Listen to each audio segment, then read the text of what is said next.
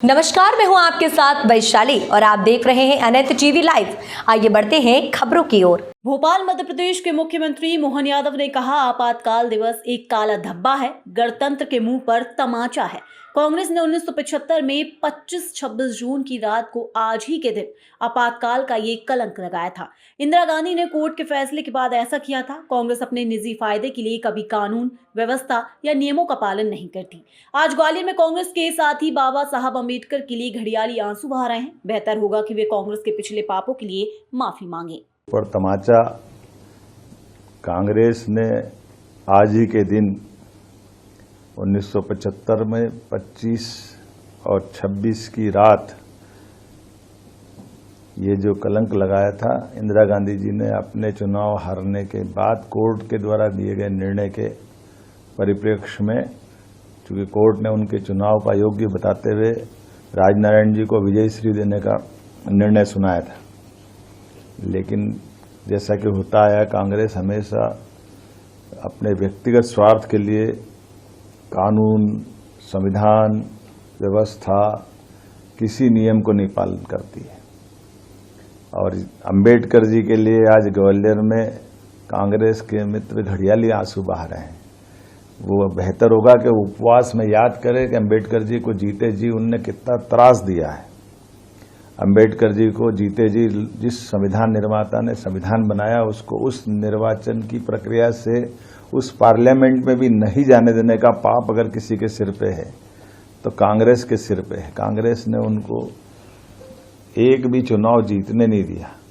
उपचुनाव जब उनके दो पार्टी के जीते, एक उपचुनाव में उनके सदस्य ने इस्तीफा देकर उनको निर्वाचन का मौका दिया, तो प्रधानमंत्री रहते हुए तत्कालीन प्रधानमंत्री श्रीमान जवाहरलाल नेहरू उस उपचुनाव में भी प्रचार करने गए और वहां पर भी उनकी आत्मा उनको हरा करके मानी। दुर्भाग्य के साथ कहना पड़ेगा, वो जीते जी उनको जितना कष्ट दिया, मरने के बाद भी, उनके शरीर छूटने के बाद, एक ऐसे महान अंबेडकर जी जिनने अपने जीवन के सभी पक्षों से समता आधारित समाज, संविधान, कितना योगदान दिया है, लेकिन उनको देहावसान के बाद दिल्ली में उनके अंतिम संस्कार का भी मौका नहीं दिया है। मजबूरी में उनकी उस मृत शरीर को लेकर के हवाई जहाज से बंबई जाना पड़ा और उससे बढ़कर के कांग्रेस के लोगों ने अन्याय करते हुए उस विमान के किराए का वसूली भी उनकी पत्नी से की। कल्पना कर सकते कि कांग्रेस कहां तक नीचे जा सकती। जीते जी उनको काम नहीं करने देती है, जीते जी उनके कष्ट बढ़ाती है, हारने के मजबूर करती है, शरीर छूटने के बाद जलाने का मौका नहीं देती है।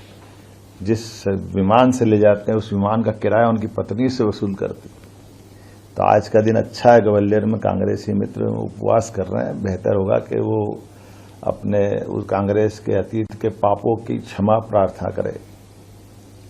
और ये जो पूरा घटनाक्रम अंबेडकर जी के प्रतिमा को लेकर के ये पूरा संकट खड़ा किसने खड़ा किया? कांग्रेस ने पहले विरोध किया और कांग्रेस ही आज बजाय ये कोर्ट में, हाई कोर्ट के चीफ जस्टिस की कमेटी के पास जाए, उनसे वहां निवेदन करे कि हाँ आप जल्दी निराकरण करो, हमारा पक्ष सुनो, लेकिन बजाय वहां करने के वोट की राजनीति करने, ग्वालियर में जनता को मूर्ख बनाने आए। जनता सब जानती है और बहुत अच्छा संयोग है। जिस दिन वो संविधान की आत्मा रोई थी, संविधान के साथ अन्याय करा था कांग्रेस ने, उस दिन उन्हें उपवास करते हुए ये दोनों झूठ के पर्दे खुलेंगे।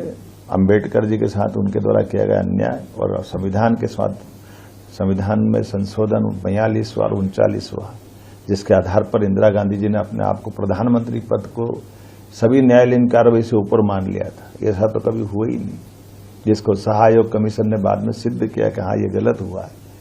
1978 में कि आपातकाल भी गलत था और ये संविधान का संशोधन ही गलत है। इससे बढ़कर क्या होगा? तो बेहतर होगा कांग्रेस अपनी आत्मा के अंदर टटोले और लोकतंत्र की भावना को जाने। जनता इसीलिए उनको घर बिठाती है और ऐसी हरकतों से और जनता की निगाह में वो नीचे गिर रहे हैं। फिलहाल के लिए इस खबर में इतना ही। बने रहे अनंत टीवी लाइव के साथ। नमस्कार।